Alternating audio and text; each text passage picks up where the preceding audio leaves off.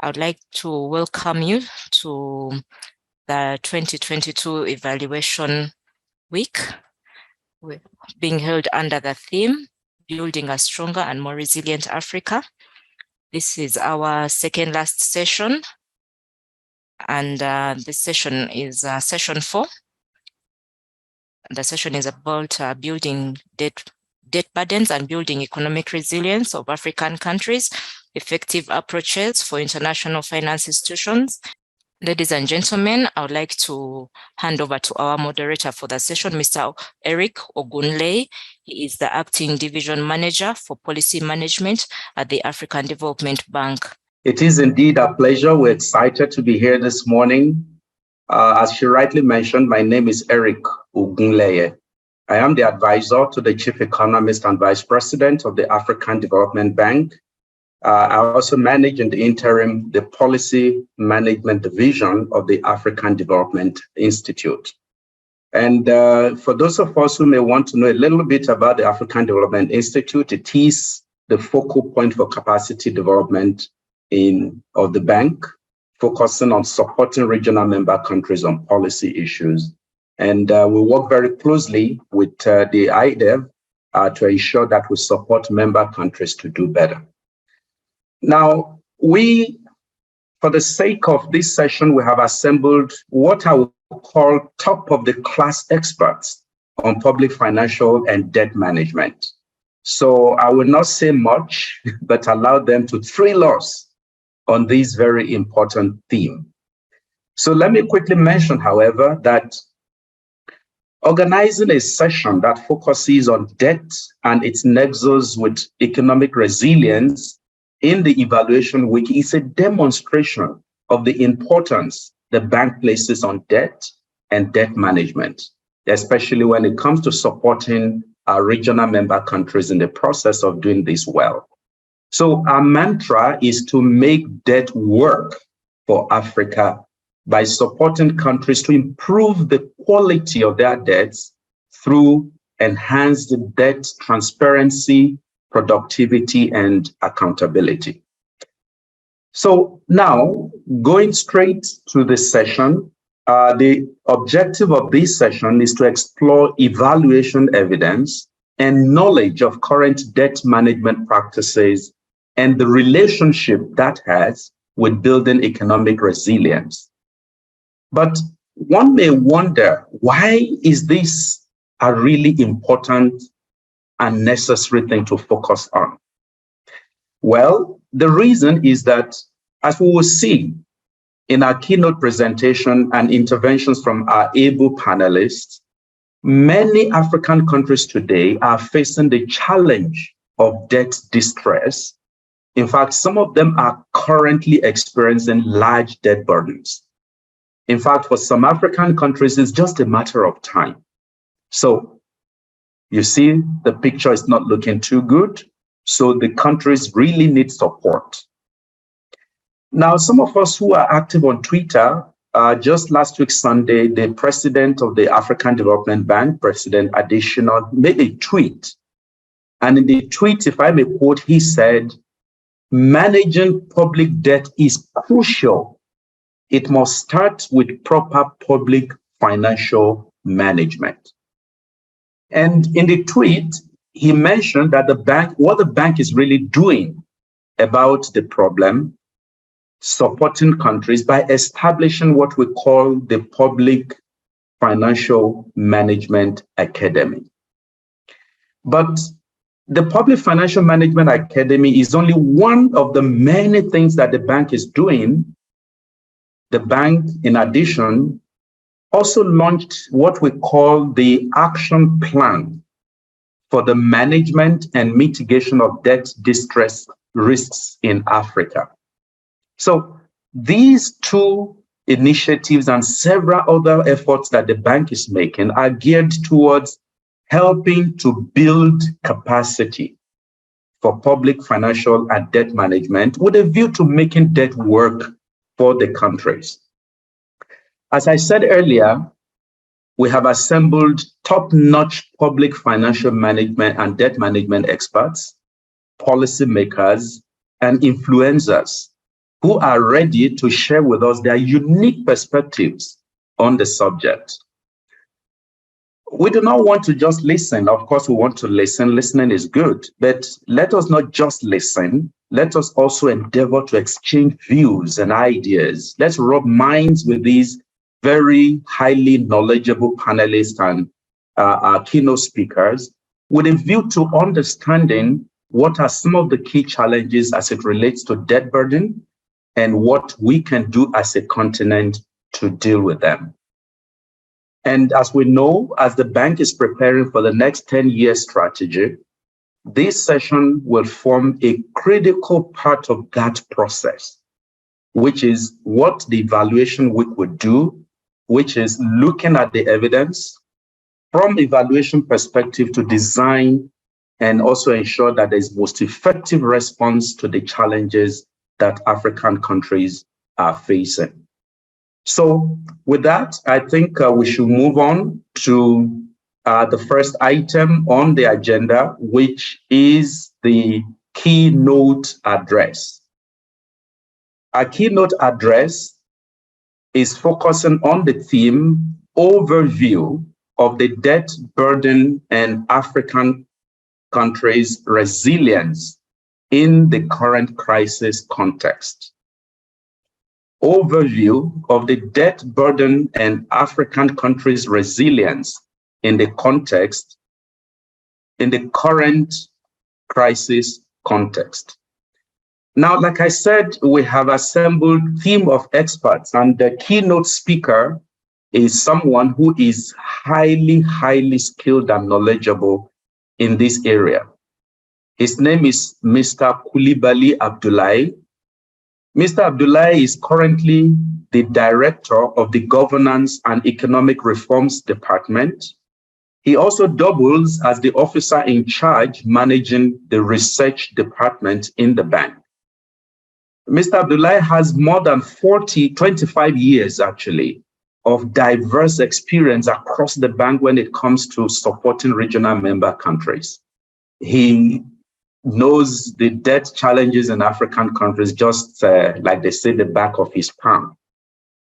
But before joining the bank, Mr. Abdoulaye has also worked in several other places that include Ernst & Young and at the World Bank as well. So without wasting much time, it is my pleasure and privilege to welcome our keynote speaker for this session, Mr. Coulibaly Abdoulaye, who will be speaking once again on the theme overview of the debt burden and African countries' resilience in the current crisis context. Mr. Coulibaly Abdoulaye, please, you have the floor. You're very most welcome. Thank you very much, Eric. Bonjour, Madame, Monsieur, les participants. Donc, c'est avec un grand plaisir que je vais faire cette petite présentation pour introduire donc la thématique sur la dette. Je pense que Eric a suffisamment donc abordé l'importance de la question. Thank you, dear colleagues, and good morning, distinguished panelists. Thank you, Eric. As Eric has highlighted, by Eric, we are talking about a very important topic, and especially when you put it in the current crisis that we are facing. So I'm going to share a few slides with you to talk about the debt burdens facing African countries and how they can work with partners to overcome it. So I'm going to cover a few points, a quick introduction. I'll talk about the rising debt vulnerabilities on the continent, implications of rising debt levels, sustainable debt management, which is a crucial point, and lastly, the role of IFIs to support countries to face the situation. High debt levels in the context of the economic crisis is a thing we need to think about. Countries have been facing elevated debt levels, and we need to find out what the factors are behind this situation. On the continent, there is a reality. We have increased expenditure in the security sector, and this is leading to a huge public debt. The second point is inflation, which has a significant impact on the macroeconomic situation of countries. The third point, which for me is an essential one, is the low levels of domestic resource mobilization, because expenditure is required, but then you need to depend on domestic resources. And if you do not have adequate domestic resources, then this, of course, will affect government's ability to service debt. And lastly, another cross-cutting issue that I consider very critical in this discussion is the issue of governance.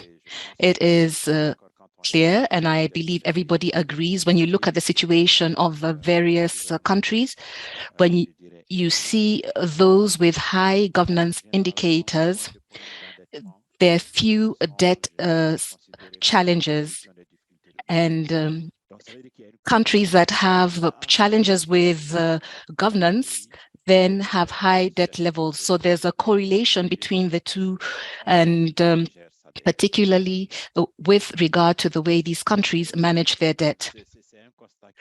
So this is something that we all need to take into account as countries, as financial institutions, to continue conducting advocacy to improve the governance environment and the role of various institutions in the country. We need to ensure that countries have quality debt and systems to manage quality debt.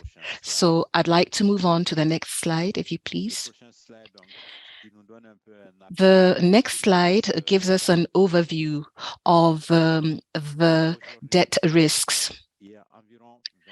Today, there are approximately 23 countries that are at the risk of debt distress. There were 19 countries that were in this situation in 2019, which means that the debt situation is not necessarily linked to the current crisis. We recognize that there were many countries that were in debt distress before the COVID-19 pandemic and the Ukraine war. So at the end of the day, there are 23 countries that are in debt distress, and 16 of these at high risk of debt distress. 7 were already in debt distress, and 15 had a moderate risk of debt distress. And there's a thin line between moderate risk and debt distress. So I'm sure we'll be having more countries joining this group. So the overview of what's happening in the continent is that we have a high number of countries that are having challenges managing their debt. I think that we should also talk about countries that are coping very well and are not in this situation. Ghana, Kenya, the Republic of Congo, Malawi are examples. They're at the moderate risk of debt distress, and the Gambia is improving its debt situation. I'll now talk about the debt burden. When you use 18% of your GDP to service debt, if you're the Minister of Finance, you'll be having challenges managing the situation and funding development. I'll give you an example. and you look at debt service payments, payment of salaries, you will note that countries will not have enough to manage their obligations. So we need to look at the medium and long term to ensure that we have good debt service payments. It is a burden and puts countries in more difficulties, especially those that are in a high distress situation. In 2020, during the crisis, there was a window opened to a number of countries, and the debt service suspension initiative was a temporary or provisional mechanism to allow affected countries to defer their debt payments or to settle their debts. Short-term interventions help, but then do not help us in the long term to manage the situation. It was very important during the COVID crisis in 2020 to have the DSSI, and it was good that development partners were able to launch this initiative. The common framework for debt treatments beyond the DSSI is there to help countries negotiate and review their debt structures in collaboration with partners. And of course, countries have the possibility to renegotiate their conditions with members of the Paris Club and with partners who are not in the Paris Club. Ethiopia, Chad, and Zambia undertook debt restructuring under the framework. As you're well aware, the initiative has had an impact on the rating, because when countries subscribe to this common framework, then their rating is lowered. And there are quite a few conditionalities attached to this common framework, but development partners, including the bank, will facilitate countries to access this framework and reduce the debt burden. I'll be quick. I'll now talk about the debt composition in African countries. It has changed in the recent years. When you look at commercial debts, it has gone up. The multilateral debt has not changed much. But with commercial debts on the increase, then there's a high cost of repayment. And this also affects the quality of debts. We will share statistics with you on the slides, but the lessons drawn is that the fact that we have multilateral and bilateral debts going down and commercial debts on the rise, this has a correlation with the quality of public debt. When we work on the basis of a macroeconomic framework and we talk about long-term viability, private partners focus on one project, one activity. They do not have the same vision as development partners. And they're also the cost. There's also the cost and the quality of the debt that we need to consider. Capacity of debt is very, very important. Is that the fact that debt composition has changed and you have higher commercial debts, it is a challenge getting information on debt. So there's a lack of transparency in the management of debt, and countries need to look into this. We note that countries that are in debt distress are those that have a lower transparency level. And it's an area that we need to look at. We know that China has become a significant partner on the continent. And when you look at the composition of public debt in countries, China is the most significant partner and has given quite a few loans to African countries. China is an important player in the debt situation, and countries are in discussions with China increasingly. The World Bank has an instrument on its website that indicates the quality of transparency, the debt reporting heat map. If you want to look at indicators of debt, this instrument would be useful. The instrument covers data accessibility, instrument coverage, the sectoral coverage, the debt management strategy, periodicity, and there's a rating system of 5 colors that goes from low to high.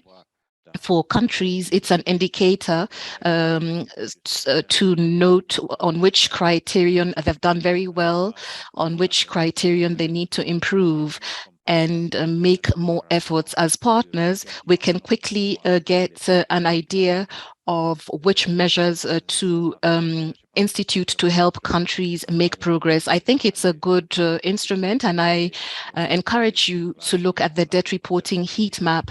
And if there are many of you who have the responsibility of managing debt, this is a tool that will help you conduct some comparison. So the list of countries is there. When we talk about governance in general, we also look at the capacity of countries to manage debt. The bank and other development partners like the World Bank has been supporting countries in reforms. There's institutional support, and we have an academy. There's so many initiatives that are in place. So when we talk about debt transparency, we need to ensure all stakeholders are involved, including civil society actors. When we build capacities, all partners need their capacities built, including non-state actors. Their instruments for analysis, some analytical instruments, and what is most important for countries is to agree on measures and actions to put in place to improve the situation. The link between debt, governance, and growth has been spoken about. When you do not have quality debt, then you undermine the capacity of countries to be productive. When you take a loan, you talk about the quality of public expenditure, and you also look at productivity. And then secondly, you need to look at the process. Sometimes you note that you have poor quality investment, and then you have procurement challenges, etc. To improve in the country's economic growth, you need to ensure that you invest in quality debt. If an investment does not contribute to growth, then it does not generate revenue for you to repay the debt. You cannot invest in something that does not bring you additional income. This is very clear for the private sector. So in the public sector, this is the challenge: quality of debt, lack of governance.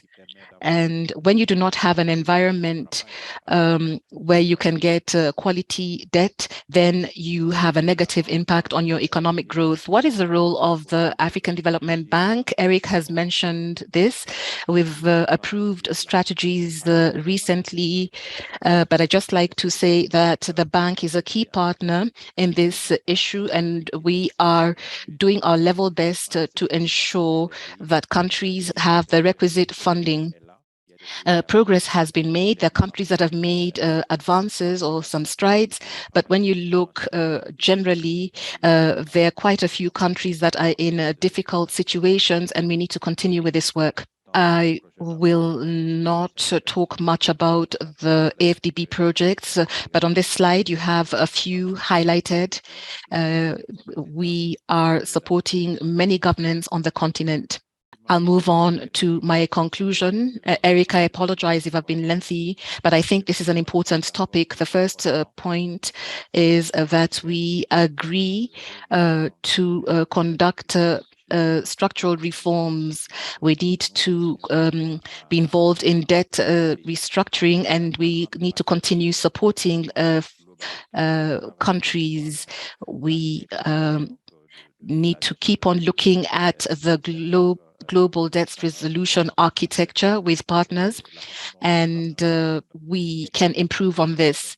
Another thing that is very important is improving governance and public financial management.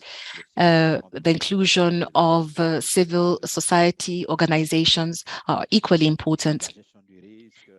Risk management, access to financing are also important. I'll not be lengthy. I know this is an important topic. I'd really like to thank IDEV for giving me the opportunity to speak with you distinguished participants on this topic. I'd just like to reiterate that the AfDB is very committed. Debt is a great burden on countries, but we need to ensure that we have concrete results when we engage in debt. We need to engage in discussions on structural reforms and concrete actions to get out of high levels of debt distress. Thank you so much. Eric, over to you. The next panelist that I'd like to introduce is Mr. Jeff Chelsky. Mr. Chelsky serves as the manager and country programs and economic management unit of the Independent Evaluation Group of the World Bank. His interest is and his experience is a very experienced independent evaluator, and this experience extends as far back as the 1990s.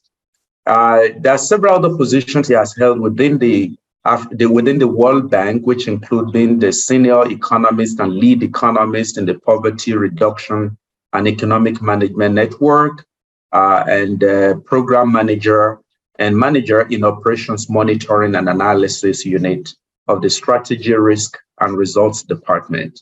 So again, we're really happy to have you here, Mr. Chelsky. Thank you so much for joining us. Next on my panel is Mary Ayen Major. I don't know whether she has been able to join us. Okay, let me go to one of our own, very own. That is Victoria Chisala. Dr. Victoria Chisala is the Acting Director of the Strategy and Operational Policies Department at the African Development Bank. She's responsible on this role for providing leadership in the preparation and dissemination of policies, strategies, guidelines, and procedures, as well as in providing strategic advice across the bank. So some of the strategy that the keynote speaker mentioned earlier, the Debt Action Plan, the Strategy for Economic Governance in Africa, they all pass through the table of Victoria with a lot of insight and advice on how to ensure that we do it well. So Victoria, we're really grateful to have you here this morning. So I'd just like to go around the table of our panelists to see what are your reflections and what are your thoughts about the presentation that we just listened to regarding the problem of debt burdens in Africa? Let me start with one of our own. Victoria, can you please start the conversation? What are your thoughts and reflections on debt burdens in Africa? Thank you very much. Thank you very much, Eric. And thank you, Abdullah, for that excellent presentation. I think that Abdullah really covered all the key issues, particularly pertaining to the bank. So just to touch on a couple of them, I think what we know is that sovereign debt is not just a financial issue. It has implications for social, political, and economic and cultural and the environmental situation in the debtor country. It requires a comprehensive approach to debt restructuring that incorporates all the relevant stakeholders. This includes citizens of the debtor states, multilateral creditors, bilateral creditors, and private creditors such as bondholders, institutional investments, and other stakeholders. So as indicated by Abdullah, in recent years, the level of debt in African countries has grown significantly to almost unsustainable levels, which has caused by weak public financial management systems. There have been weaknesses in revenue mobilization, and more recently, increased government spending due to the pandemic. I think most of us are aware of some of these challenges. And of course, the number of countries in debt distress or at high risk of debt distress has jumped significantly from 12 in 2017 to 19 in 2020, and some reaching pre-HIPC levels. So we know that this is a major challenge. And for African countries, the challenge is that the debt servicing burdens will reduce available fiscal space for development and stabilization, and growing sovereign debt financing needs may crowd out domestic investment. A second challenge is that the high fiscal and debt vulnerabilities undermine macroeconomic stability and constrain broad-based growth that is necessary to reduce poverty and enable governments to provide the essential services that they need for their citizens. Unfortunately, the African sovereign debt is expected to remain higher than pre-pandemic levels as countries need additional resources, which is estimated at around 432 billion for 2020-2022 to address the socioeconomic impacts of the pandemic. Now, as indicated in the presentation that Abdullah just made, the composition of debt poses a major problem. So we know that while the share of multilateral debt in Africa, the total external debt obligations has remained relatively stable over the past 2 decades, the share of bilateral debt in total external debt has reduced by almost half in the last 2 decades. However, the share of commercial creditors, bondholders, and commercial banks has more than doubled in the last 2 decades. At the end of August 2020, about 21 African countries had issued Eurobonds instruments compared to only 3 in 2001.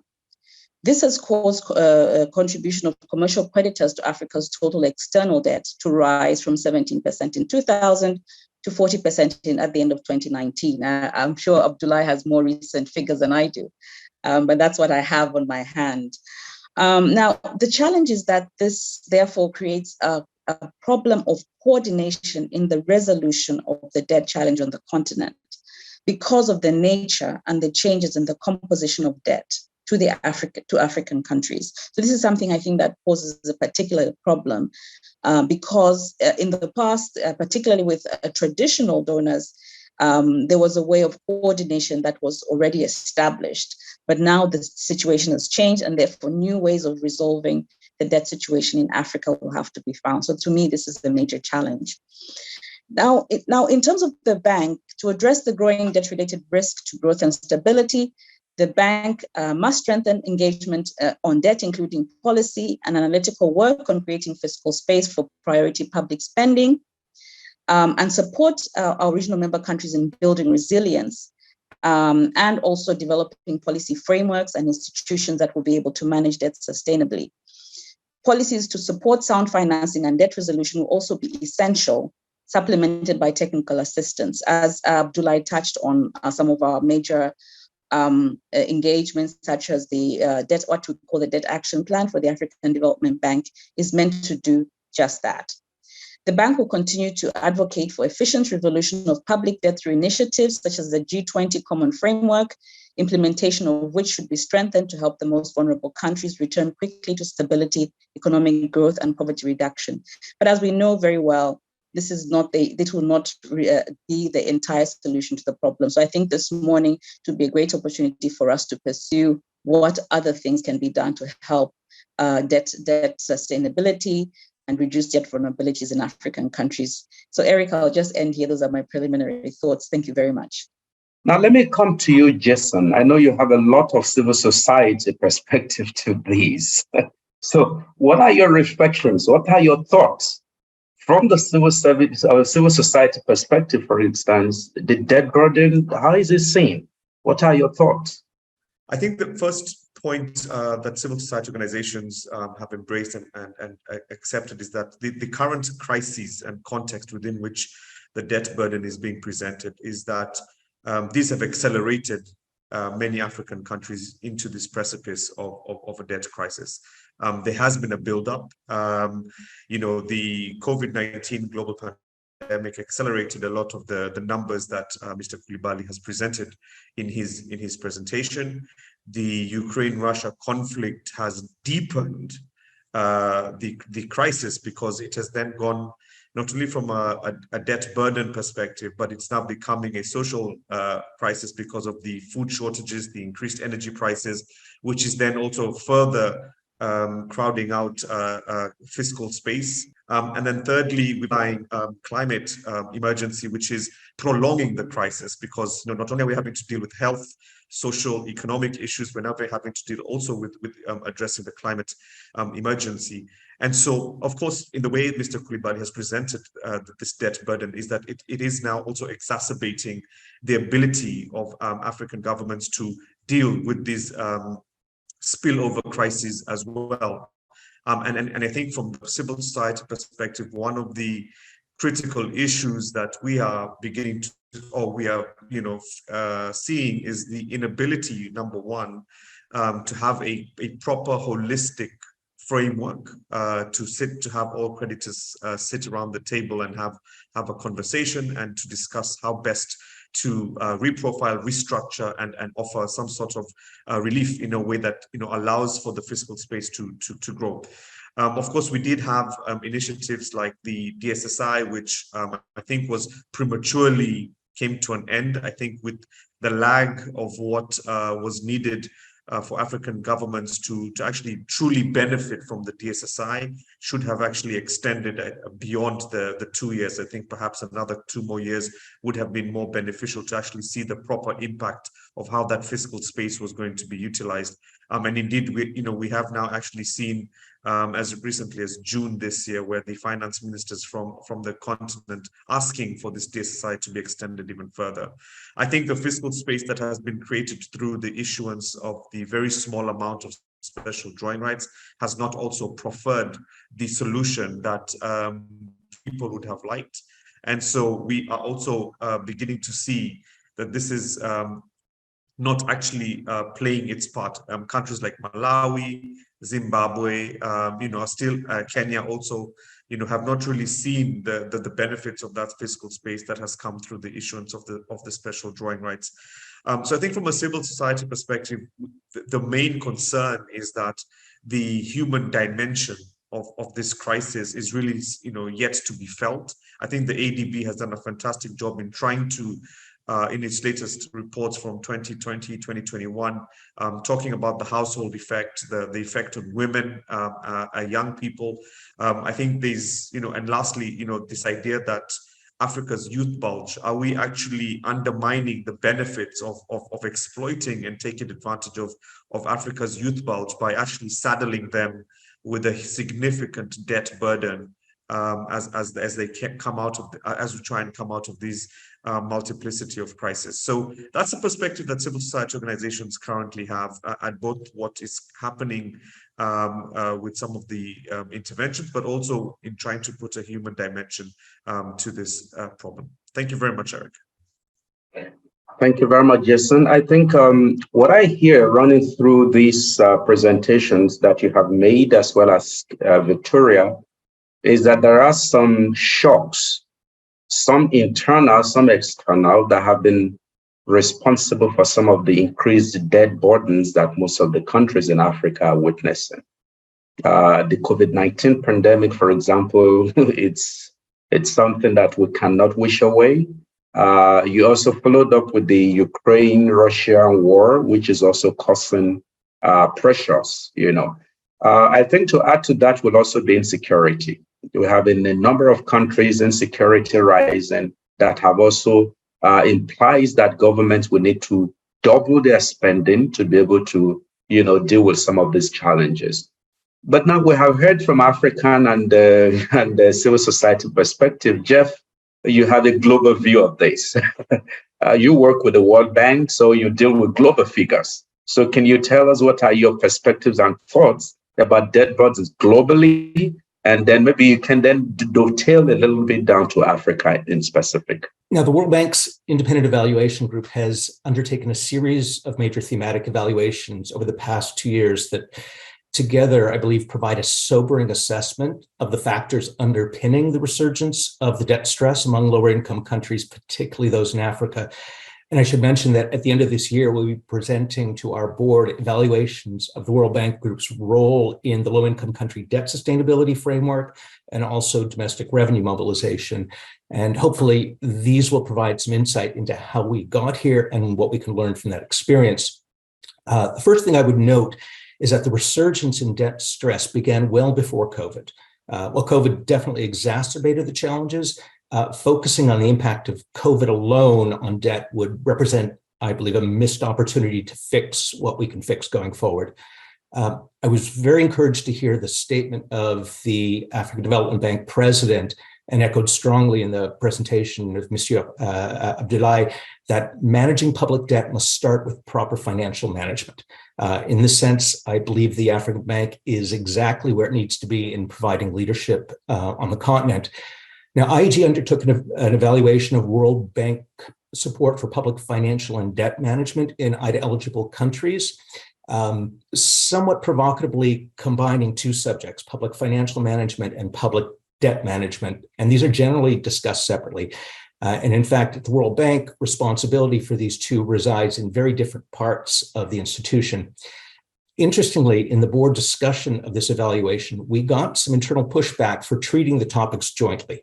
As one of the co-authors of the evaluation, I felt that this was a perfect illustration of the point we were trying to make. And that point is that when it comes to borrowed resources, it matters what you spend the money on. What we found was that while development partners stepped up strongly to provide support for public debt management, there was frequently a neglect or at least a lack of coordination with capacity building for public financial management and most clearly public investment management. For example, of the 32 IDA-eligible countries at high risk of or in debt distress in 2018, only 10 had received support for public investment management over the previous decade. Between 2009 and 2019, public investment management diagnostics were undertaken by the World Bank for less than half of countries eligible for concessional resources. Now, this needs to be viewed against the trend in the wake of the global financial crisis to leverage low global interest rates to encourage, quote, growth-enhancing investment, including in infrastructure. While the objective was right, what was lacking was sufficient attention to supporting countries to better assess when and if an investment was sufficiently growth enhancing to justify its cost in terms of borrowed resources. It's not that we didn't know the importance of the link between borrowing and spending. It was more a lack of follow through on the operational implications of this link. In fact, in the context of the bank's IDA 19 replenishment, our IDA deputies asserted that the first challenge is to assist IDA countries to ensure that the benefits of borrowed resources exceed the costs of servicing the debt. IDA and other partners can help by supporting initiatives that enhance capacity in areas such as public financial management, public investment management, and debt management. So what I think is needed now is a more concerted effort to operationalize this sentiment and better realize the synergies between these aspects of governance. More recent IEG evaluation in this space suggests that the message is starting to be heard, but there's still much that needs to improve, including ensuring that public investment management is as well funded as efforts to support public debt management. The good news is that this is not peculiar to African countries. it's a global challenge. So when we're talking about debt, therefore, it's not as if it's how do you put it now? It's something that is specific to us. I'm looking for the right word. I don't find it. So just yes. So the point, therefore, like I mentioned earlier, is how do we make debt work for the countries? How do we ensure there's transparency in terms of the conditions? How do we ensure that we change the story from the picture Abdullah painted, where we see a navigation away from concessional loan to more commercial terms loan? Because that is not sustainable and that is not the best for the countries. Those are some of the triggers of debt burden and debt unsustainability. Now, we have talked a lot about the problem. Let's go to start searching for the solution. And to begin on that note, I'll again want to come back to Victoria. Now, what is the African Development Bank doing? What are the role that the bank, not just only the African Development Bank, but other IFIs, what role are there for them? Or are they already playing to assist countries to actually remain resilient in the face of these heavy debt burdens that we experience? I think there's a lot that's being done by multilateral development banks, and some of them I think were touched upon in Abdullah's presentation. But just to talk about the African Development Bank in particular, and for us to address debt-related risks to growth and stability, the bank is strengthening its ability to provide additional financing, as I mentioned earlier, including analytical work and other support that is important. And we feel that the bank uses its trusted relationship with African governments to strengthen policies and institutions for economic governance. We're also working towards raising domestic revenues and also encouraging African governments to spend their public funds more effectively. I think Jeff has made a very good point in terms of the importance of public investment and the management of public investment, so that the financing that has been borrowed has been used effectively. I think this is quite important. The bank is also supporting key sector reforms, complementing its operations with policy dialogue and quality technical assistance to create synergies and maximum impact. This support rests on the foundation of knowledge work to build the bank's expertise and strengthen evidence base to identify policy solutions for emerging challenges.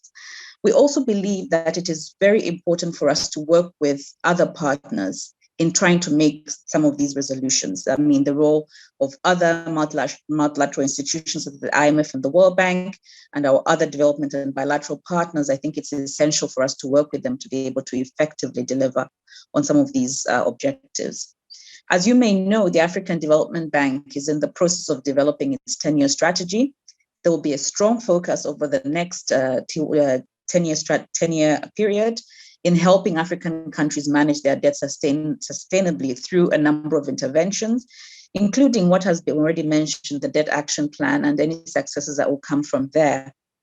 The bank will continue to engage in high-level policy dialogue, and as you know, the President is a very strong advocate of debt sustainability on the continent and is always looking for options and solutions for African countries to be able to overcome the debt burden.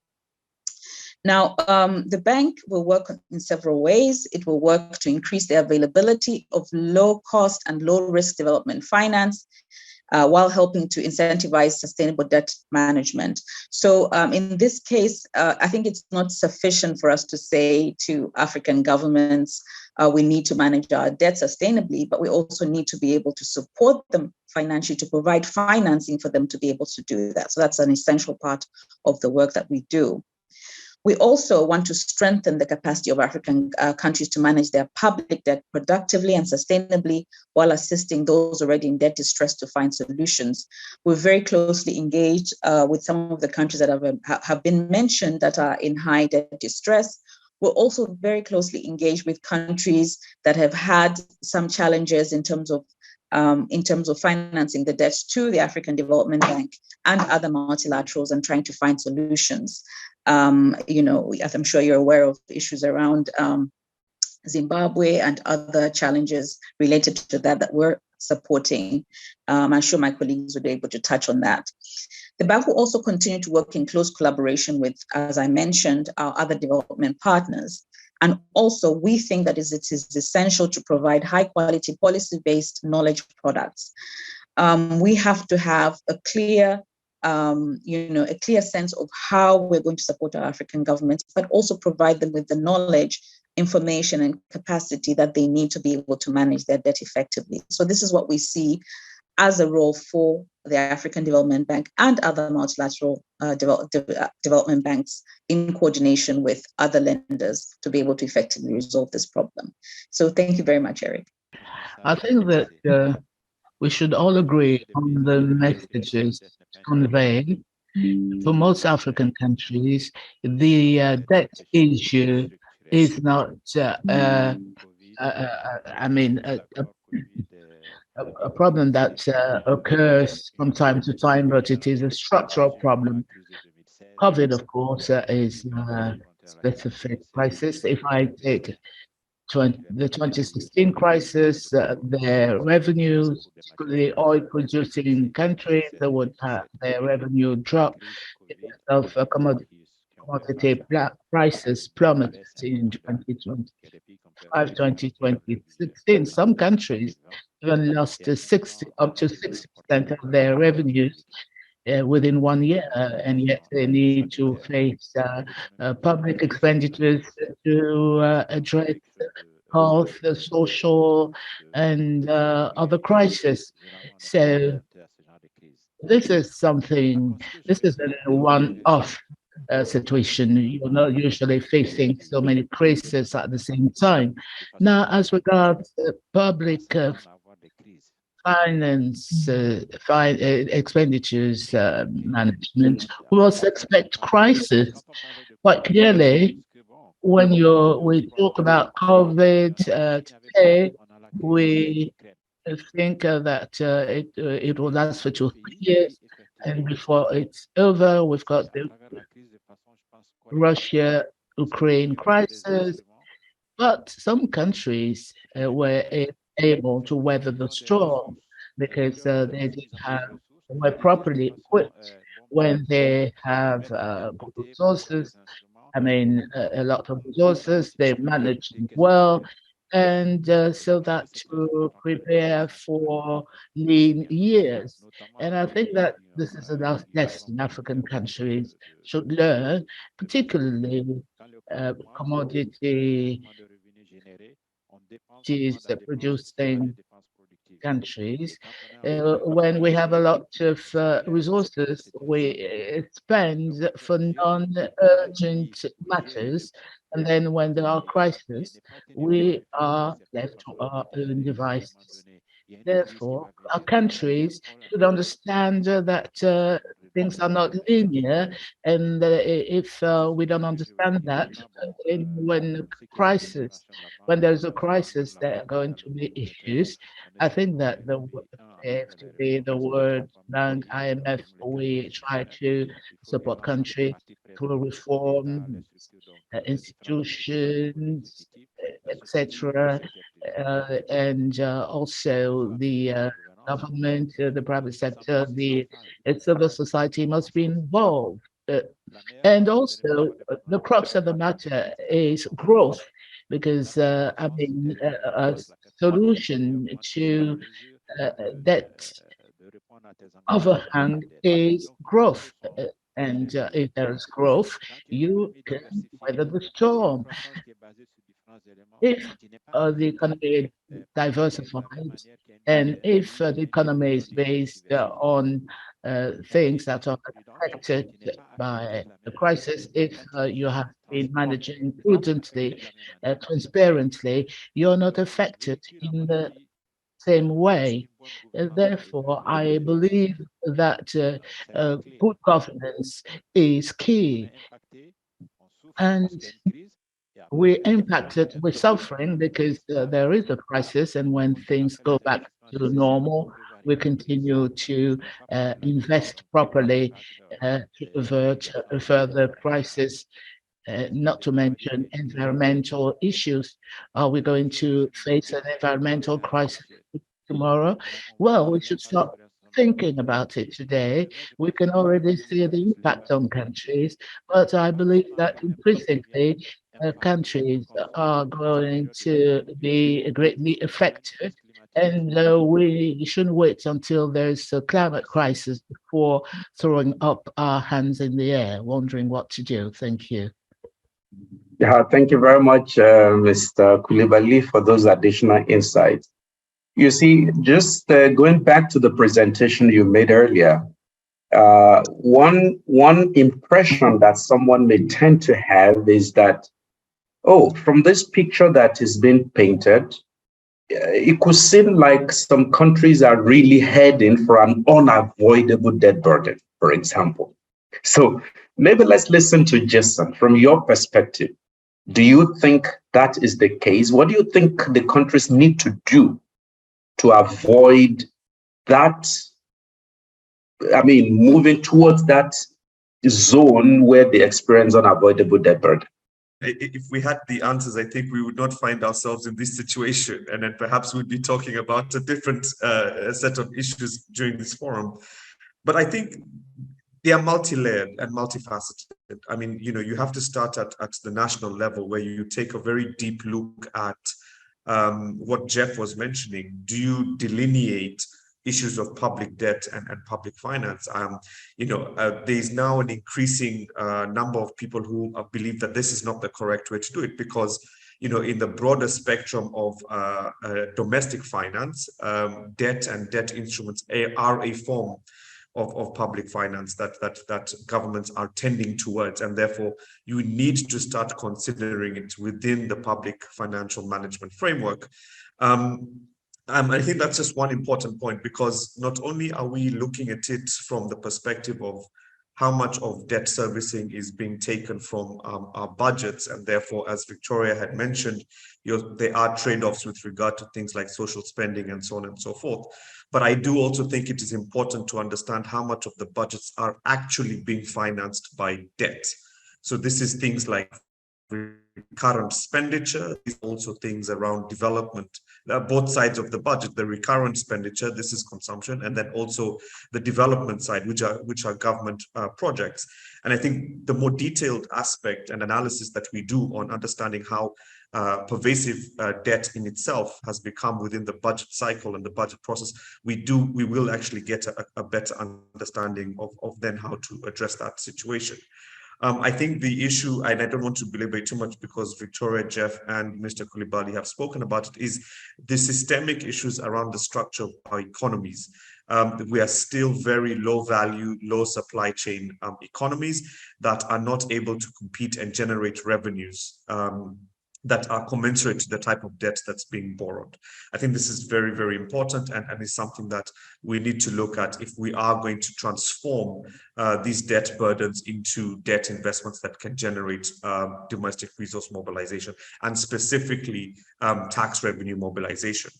I think the third point at the national level that we need to look at is governance. There's a huge governance issue, and how do we integrate the role of the Parliament, the role of the Auditor General, the role of the Public Accounts Committees, the Budget Committees, and in some cases, even the judiciary in some of these issues of public debt, because some of these things need to be interpreted from a constitutional point of view, from a legal point of view, in terms of how creditors and borrowers are interacting.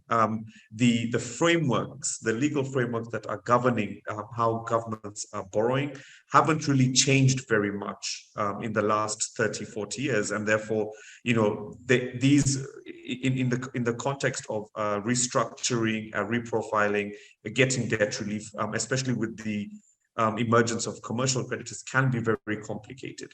And the immediate reaction by commercial creditors is to threaten to use international arbitration. So I think at the domestic and national level, we need to fix a few of those things. And I do know that the bank is doing a lot of work, the African Development Bank is doing a lot of work to support this, at least through the ALSF and so on and so forth.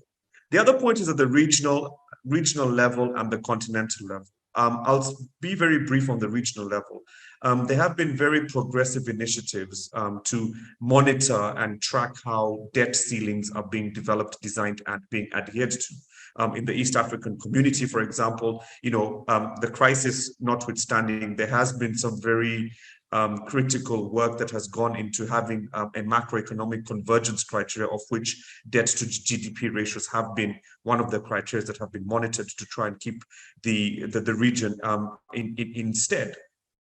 At the SADC level, they very recently the Parliamentary Forum adopted a model PFM law that is very far and wide-ranging, which includes issues around public debt. And I do think that these are initiatives that at the regional level can support, some of the more continental wide efforts to try and bring together some sort of solution to how our governments negotiate with creditors.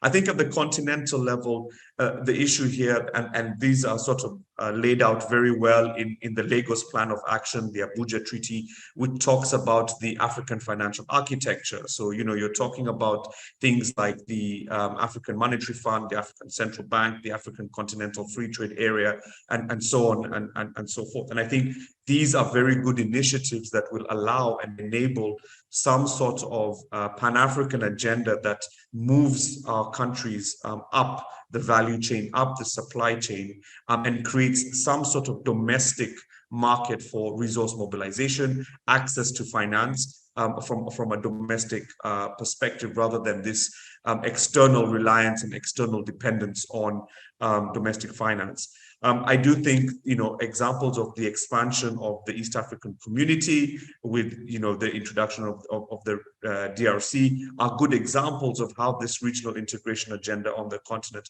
can actually help avoid unsustainable debt burdens, because they are offering opportunities for domestic revenue mobilization to take place. And my very last point at the continental level is institutions like the Pan-African Parliament, and utilizing that organ of the African Union together with the ALSF, the African Legal Support Facility, to actually provide a very robust continental framework that governs and guides how public debt is negotiated, procured, managed, utilized, and serviced, I think is something that is very important. And I'm very happy to have heard from Mr. Coulibaly about the academy, as well as the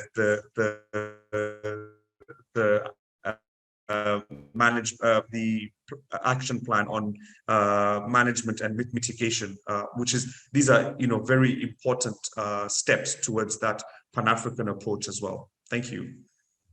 Thank you, Jason. As we're speaking, I was wondering why in the first place you say you don't have the solutions. You have given us a number of solutions, practical one at that, that can help us to deal with this big challenge. And I like the way you structure your thoughts too, in terms of what we need to do at the national level and what we also need to do at the continental level. I think that helps us to think through the options that you are actually proposing. Very good point.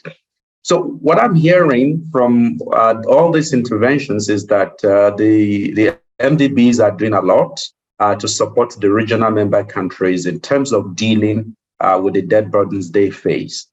And one of those major institutions that are doing that, Jeff, is the World Bank. You have provided a number of support to these countries. And from that, so you might have noticed, what do you notice? What works? What doesn't work? And what lessons can we learn from some of this support that the MDBs have provided to assist the countries? No, thanks for the question, Eric. And I should say at the outset that I'm fully aligned with everything my colleagues have said. And what I find particularly encouraging is the holistic way that everyone's looking at the problem. It's not just a debt problem. It's all, if I wanted to sound like an evaluator, which I rarely do, it's everything along the results chain. And it's from the time you acquire the funds to how you use the funds to how you manage the funds afterwards. So I think that's very encouraging. And that's new. There have been elements of that holistic approach for emerging, but I think it can always be strengthened. Now, in terms of what work and what the key lessons are, I don't want to sound trite, but I suppose the first lesson about debt burden management is not to have an excessive debt burden in the first place. And in this regard, there's a great deal that can be done. We recently published an evaluation we called World Bank Group Support to Address Country-Level Fiscal and Financial Sector Vulnerabilities. And the focus was not on crisis management, but on what countries could do to reduce the risk and severity of a crisis in the first place and ensure that if and when they face serious negative external shocks, such as global pandemics, financial crises, they had in place the information and the institutions necessary to manage them. So a critical lesson from this evaluation was the importance of identifying a core set of up-to-date diagnostics to identify weaknesses outside the context of a crisis that should be addressed to foster greater fiscal and financial sector resilience. And these would include things like the World Bank's Debt Management Performance Assessment, the DEMPA, the IMF's Public Investment Management Assessment, the PIMA, the PIFA, the Tax Administration Diagnostic Assessment Tool, the TADAT. This core set of diagnostics needs to be updated regularly and should figure prominently in the articulation by the institutions of reform and technical assistance priorities, and they should feed into the institution-supported country partnership frameworks or strategies so that they and donors can better prioritize the support they give. And this should also be used to inform the identification of prior actions for budget support operations and, for example, in the context of the World Bank's Sustainable Development Finance Policy, the SDFP, the policy and performance actions that are articulated. So I would argue that proactively strengthening institutions for crisis preparedness can make the difference between whether or not a country bounces back quickly from an unexpected shock or struggles for years to regain footing. The good news is that doing this is not pro-cyclical. So even in the midst of a crisis, this sort of resilience can be built into the economy. But for obvious reasons, we tend to want to talk about crises. Everyone turns attention when you're in the midst of the crisis. But between crises and even during the crisis, there's a lot that one can do to build that resilience. And I think that's the lessons that we derive from experience. Now, what do you think, Jason, are the drivers, for innovative debt burden management, especially in African countries? What are the drivers? What are the factors that could help us to really deal with this issue? My starting point, again, maybe I'll start this time from the continental going downwards to the national. I think we've got two important starting points. I mentioned in one of my interventions a few moments ago, the Abuja Treaty around the African financial architecture. I think that therein lies the political pillars that can actually help us figure out what our own financing mechanisms need to look like.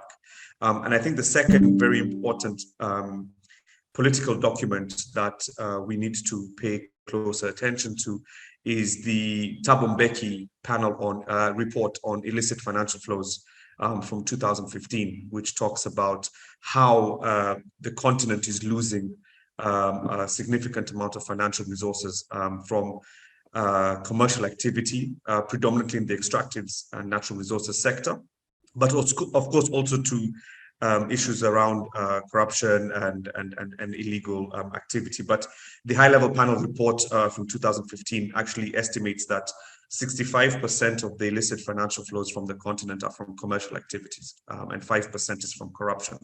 So I think, as much as we think, and I agree with Mr. Coulibaly and my fellow panelists on the issue of governance, I think we also need to understand, who are the actors that are engaging on our continent in terms of taking advantage of the resources, taking advantage of the very weak and outdated frameworks that are governing our public financial management and our natural resources. So I think those are two very important documents at the continental level that we need to think about if we are going to start thinking through how do we reduce this idea of us being indebted constantly and incessantly having to borrow our way out of debt. I think the second point is also, the second point would be now here looking at the regional and national, is looking at the economic ideology or political economy that is driving a lot of our growth and development agenda. To a very large extent, we talk about the SDG agenda, which is, I think it's correct, but to what extent are we also prioritizing Agenda 2063 under the African Union? When we talk about the Africa's financing gap, when we talk about infrastructure financing gap, when we talk about Africa's health financing gap or education financing gap, it's in relation to the SDGs. Very rare do you hear it in relation to Agenda 2063.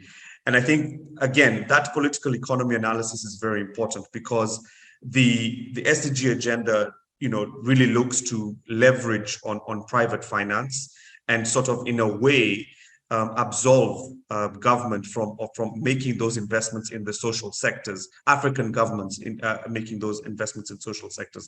And I think that political economy analysis is very important, because I think we've seen and we've witnessed with COVID in particular, and also the global financial crisis slightly over a decade and a half ago, where wealthier countries found it within their policy space to actually do expansionary fiscal policy. Whereas, governments in Africa are being told to do the opposite. It's contractionary fiscal policy, which then actually deepens the crisis.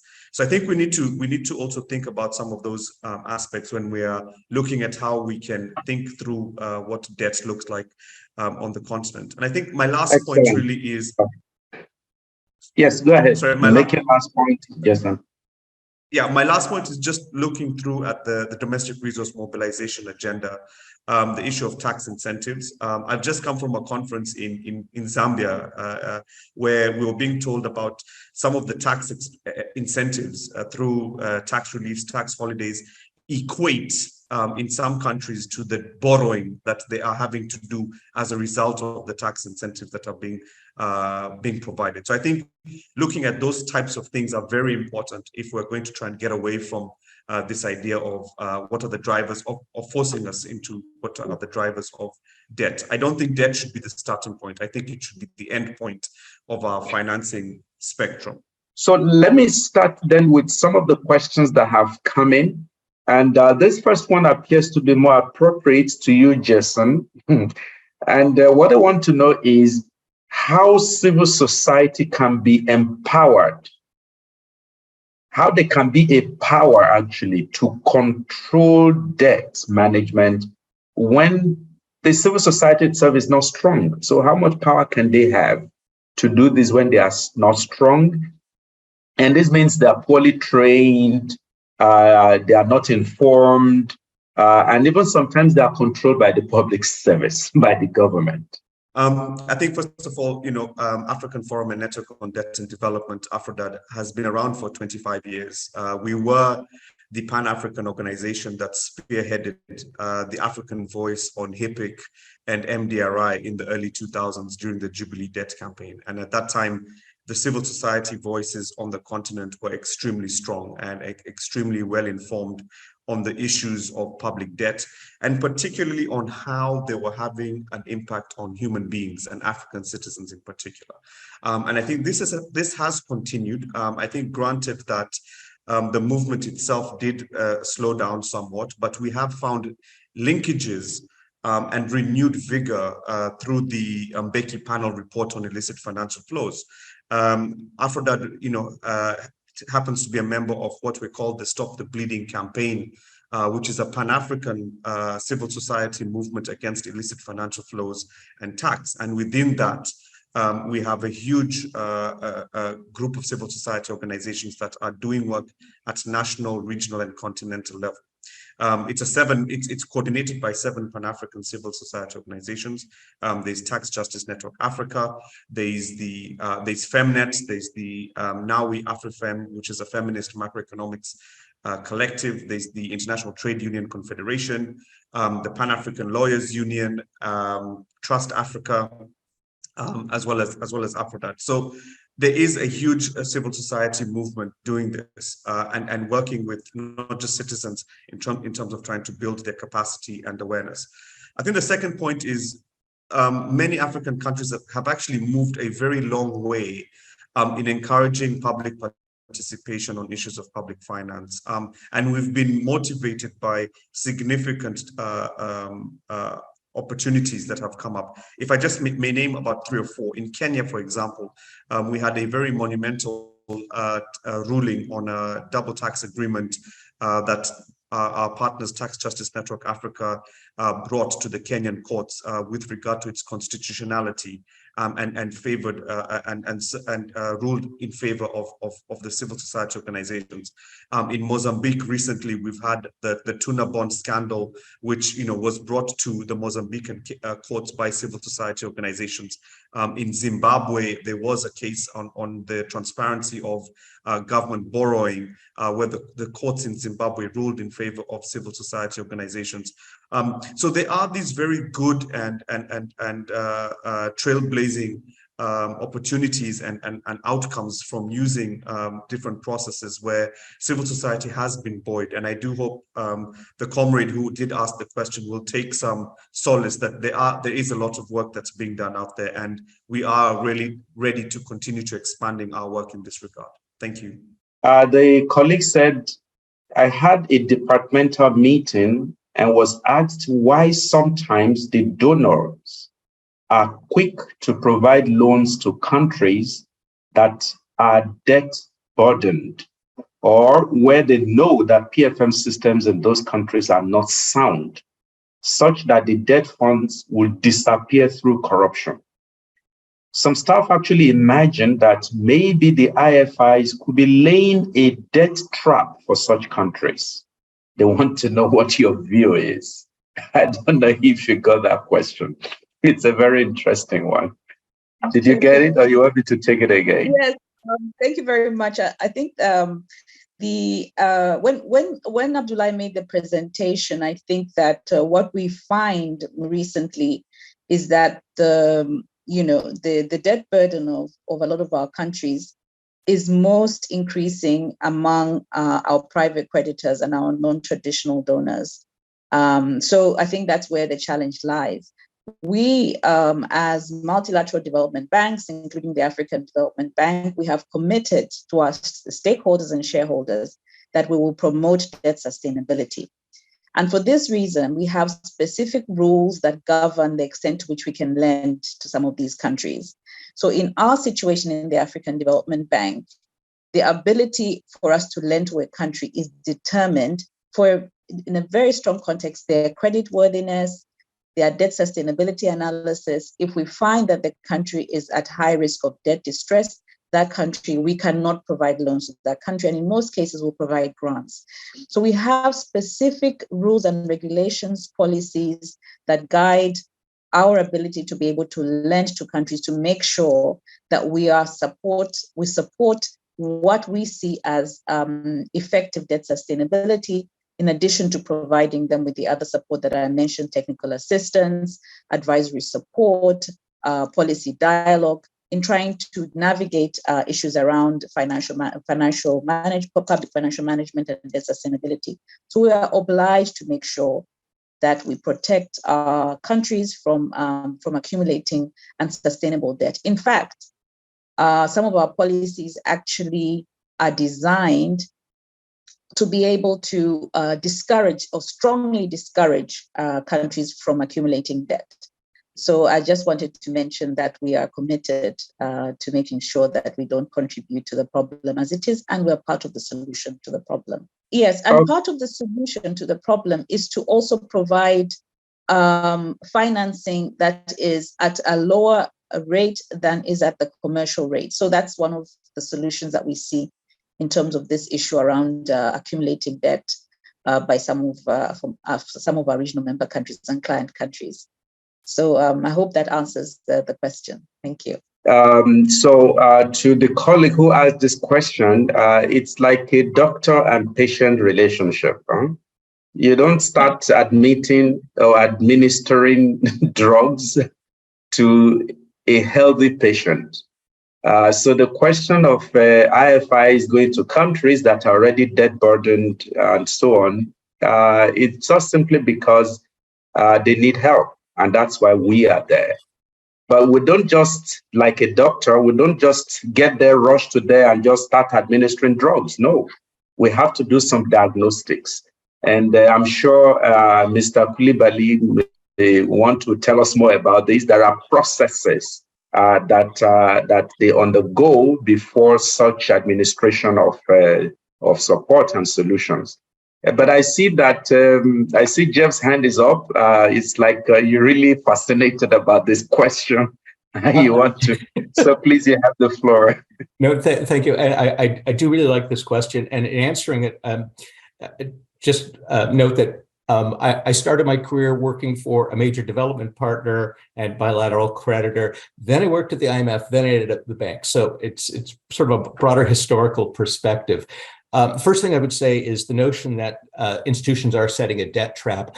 I wish that they could act in such consort and actually clearly coordinate. I think whatever the implications are, they are not necessarily intentional. But I think the real issue is what the lending is for. And often we allow institutions to get away with talking about the headlines, like we're lending for jobs, we're lending for this, without actually digging down into the how is this being done? Are the systems in place? And I think that's what they need to be held accountable for. So lending into situations where countries are already accumulating debt is more likely to result in actual impact. And just quickly, while I have the floor, Jason raised the issue of domestic revenue mobilization. And I think that's a really important part of the piece. And I like the fact that he talked about tax exemptions, tax exempt expenditures. And I think tax expenditures are something that require considerable more scrutiny. They are almost largely regressive. And often, to the extent they get any attention, it's either encouraging countries to be more transparent about what they're doing, or we'll encourage them to reduce expenditures, but then the expenditures reemerge because we don't focus on putting in place the systems of governance that make it, that scrutinize expenditures to a greater degree. And I think there's enormous potential there that requires focus. I'll stop there. Thanks. There's this question from Paddy. Paddy is from Zambia. The question is, he wants the panelists to reflect on the needed weight on political economic analysis that is linked to debt repayment and sustainability in African countries to have more comprehensive picture in countries that have received years of support from MDBs, from bilateral institutions, in addition to some other debt packages. Is there any panelist who would like to take that question? He's interested in the weight on political economic analysis and how this link to debt repayment and sustainability. I think it's an important question, and certainly over the last 2 decades or so, certainly the creditor landscape has changed, not just at the bilateral level, but also the emergence of the commercial and private lenders. On the bilateral side, of course, a lot of our governments on the continent had decided to look east, and also towards the Middle East. And that has also provided an interesting dichotomy of how doing business with regard to debt financing is done.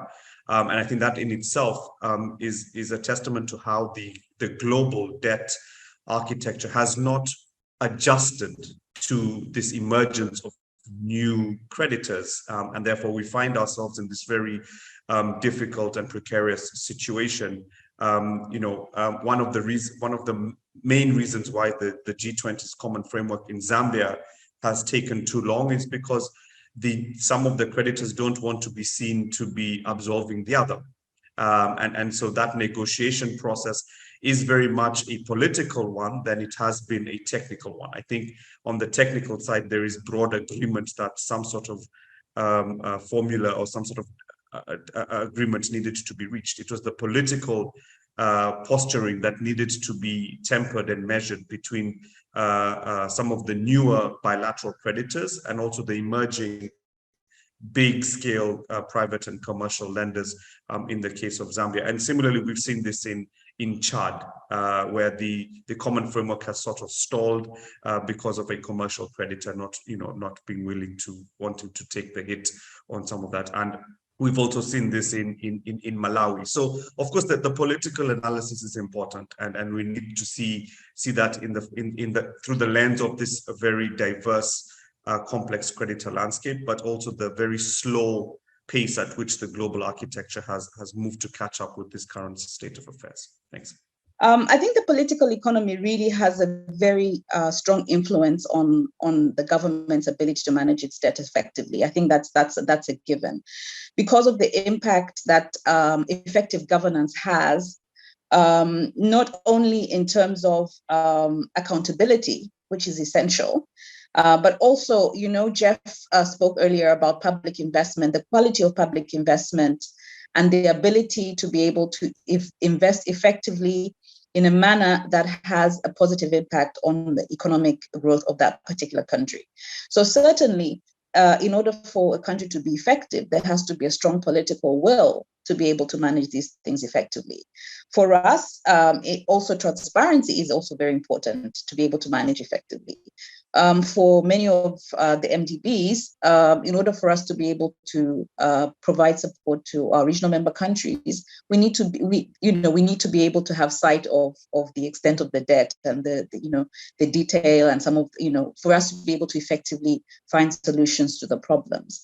So certainly, a political economy weighs very heavily on our ability to effectively support our regional member countries. So I thought I should mention that. Thank you. Absolutely true. Thank you. Very good point, valid point there. Yes, sir, Mr. Abdullahi. I just wanted to add to what the colleagues have said. When it comes to the issue of debt, this is a global issue. And by this, I mean, you need to look at other issues. You need to look at the issue of the economy, for instance, which is very important. And we need to talk about how countries need to prepare strategies in order to understand the challenges, the country's environment, and the comparative advantage within which the work can be done. And as an African institution, the bank also takes into account the fact that we need to work with other partners, especially African institutions, the African Union, and so that we can have prospects that can help us understand all the issues. At the end of the day, the question that is being asked goes all the way back to the politics of it. Even if the bank does not have a mandate on political governance, so we know that it has an important impact. And if we want to compare the indicators in terms of governance as opposed to those of development, you will see that there is a correlation. Even if it's not a direct correlation, I think that today we've seen that when we look at the factors of countries that have a debt burden and countries that are in crisis, it's a political matter, but also an economic matter. And these are issues that are not being dealt with in the same manner. There are countries that have social insecurity, and so in the end, that leads to other crises.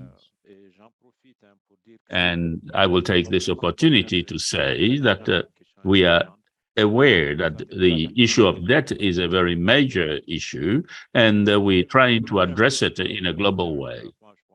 And going back to the development partners, I think that Jeff and Jason know this.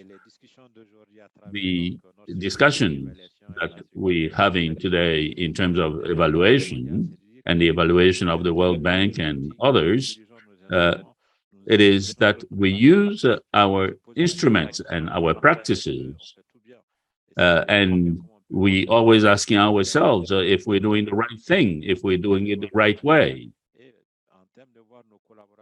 And this is how we manage our relationships with our development partners. So I would like to take this opportunity to thank those who are asking these questions because it leads us to be thinking about them again, even more. Thank you. Having worked many years on PFM in my country, Nigeria, including the Office of the President, I tell you, political economy is stronger than economy in real life. Just ask yourself, who approves the budget? And what is the basis for the budget? Who does the allocation of the expenditures? It is they are political office holders. So I think that it weights much more. I don't want to give it percentage so that I'm not quoted here in terms of the weight. The last question, and I can see our time is up. We are 1 minute past the allocated time. Just one quick question, Abdullah. Maybe you want to respond to this or you want to delegate it.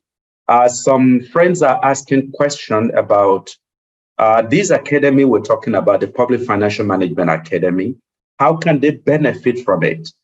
Some colleagues from Zimbabwe, for example, are mentioning that they have some training to do for the parliaments.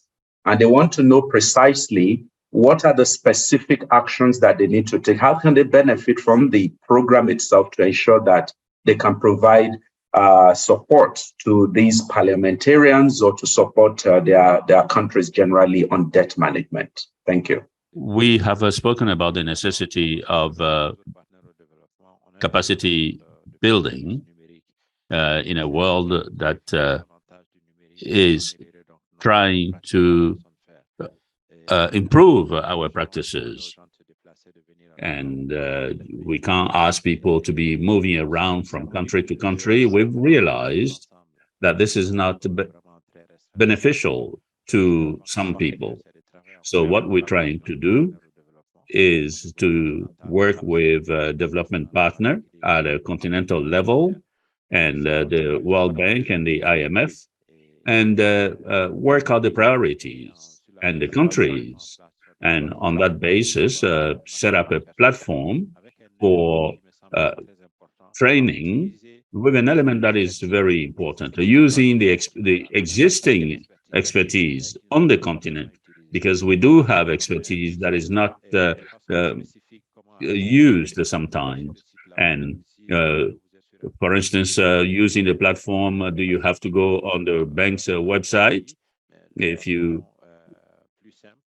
can do this in a very simple way from where you live, through a link of the bank, to express your needs, we will take that into account. And so we will do a needs assessment first, and then see to what extent specific training can be put in place. And then we will, from there, start describing the procedures that need to be followed. I think that Eric knows a little bit about this, and if there is anything that I missed, that I didn't mention, he will talk about it. But after the needs analysis, then we'll put together the resources that are necessary to start this process. Thank you. Just to complement what you have just said is the fact that this academy work in 3 areas, 3 streams of work. The first one is on technical assistance. The second one is on training. And the third one is on policy dialogue. As I speak with you now, we have what we call a structured public financial management curriculum training program that focuses on taking the public financial management officials across African countries through the entire public financial management cycle. Just yesterday, we finished the second in the series, which is on fiscal modeling, macro fiscal modeling and its application to public financial management. That is the second. The first was on domestic resource mobilization. The third one is coming up in December that will focus on prudential expenditure management and budgeting. And then it goes on and on. What we have done in this case is to reach out to the countries, and the countries, especially at the ministerial level, nominated public financial management experts to actually be engaged in this training. And they're going around it. Like I said, we already had this third structured one. At the end of the day, they will be certified, as public financial management experts. So like Abdullahi says, countries, colleagues from Zimbabwe, I believe are part of the training. They are across Africa. There are about 45 African countries that have nominated over 145 PFM officials to participate in this training. So feel free to reach out to us if you need any support. I'm being respectful of our time. We're 6 minutes past the allocated time. I may not really have time to wrap up, but I know we have all listened very patiently and we have all enjoyed this session. One thing that I think comes out clear in this session is the fact that debt is not so much of a problem, but the terms, the quality of debt, the use to which it is put. And again, like I said earlier, that's why the focus is how can we make debt work? There's no country that don't owe. There are no countries that don't borrow. But the question is, what are the terms of your borrows or borrowing or the loans you are contracting? To what use are you putting these resources? Is it to consumption or you are investing it with a view to benefiting not just the current, but also the future generations? I think that is one thing that comes really clear out of this discussion. I also heard colleagues talk about the importance of looking at governance. Governance is a key issue when it comes to making debt work for the continent to ensure debt is sustainable. Countries should also begin to think seriously about how can they build their capacity at local, at subnational level, as well as at national level. And again, like I said, like we had mentioned, the development financial institutions, they have a lot of instruments that they're applying to help countries to do this as much as possible.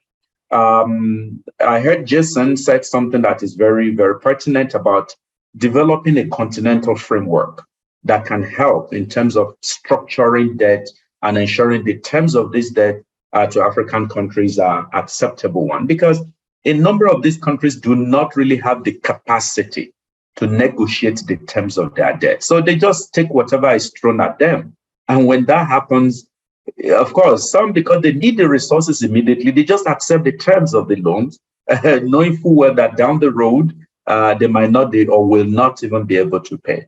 But with ALSF, with other instruments we have across the continent, countries are invited to take good advantage of all these provisions and instruments to ensure that they are able to benefit from the programs, the projects, the capacity building initiatives that the continent, especially continental institutions like the African Union Commission, the African Development Bank are putting in place. I think with that, I should wrap up. Thank you so much, colleagues and all our participants who join us across Africa. I think it's a wonderful panelist and keynote speaker we have today.